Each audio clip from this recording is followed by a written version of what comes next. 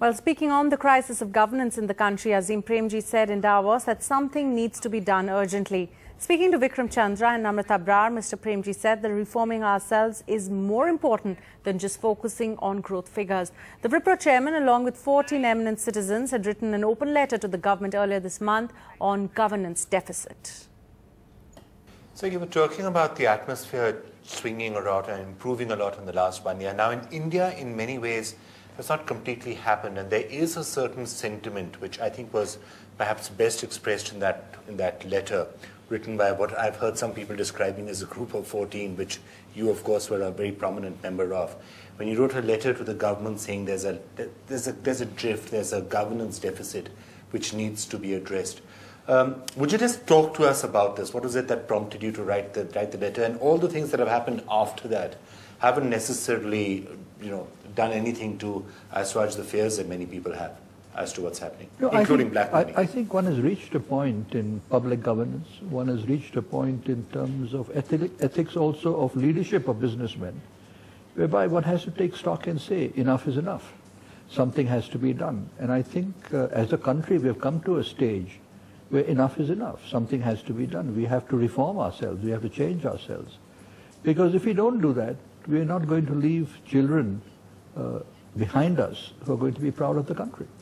And that's a very major national catharsis, irrespective of 8% growth and 7% growth and 9% growth.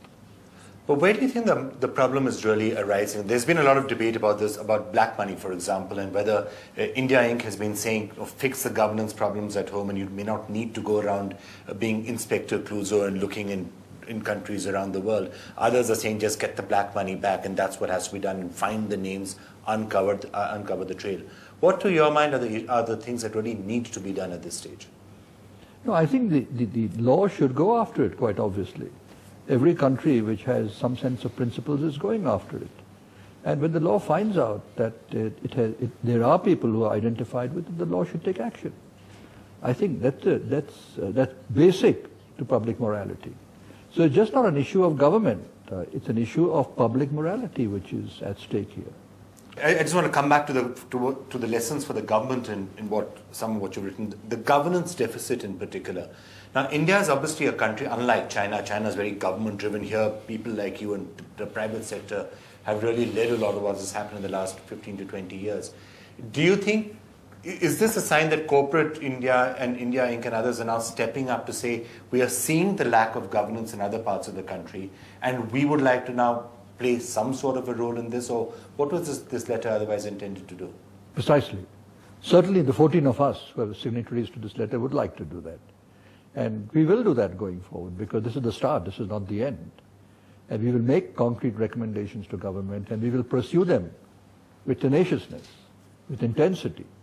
But more people will come forward.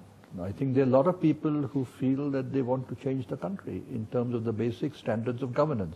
And it's just not applicable to government. It's applicable to media, it's applicable to industrial leaders, it's applicable to society as a whole. How do you propose to do that? You see, you'll pursue We've identified this 6-7 points in that letter. Each of those will be elaborated in terms of specific concrete actions which can result in a much higher standard of governance. You take a simple thing like SEBI and RBI, they're independent bodies, irrespective of government, irrespective of the bureaucracy. Those laws are sacrosanct.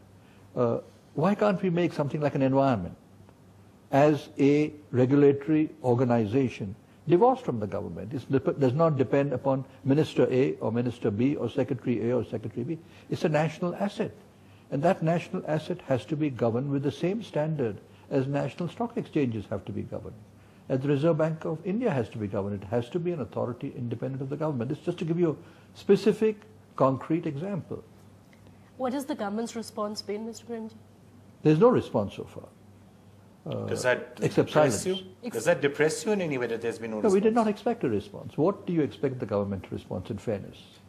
No, maybe an unofficial response, some kind of indication. Yeah, but an unofficial response I can't share with the media. But there has been some kind of reaction, at least. Well, they've listened. They've had individual meetings with some people who carry more respect than other people. So I think the government, the objective is not to antagonize government. Right. And I think the tone of the letter was constructive. But do you find the government more amenable to these kind of partnerships? It's a new world we are living in, so it's only fair that you have all sorts of stakeholders coming in. Amenable, yes, but they must execute.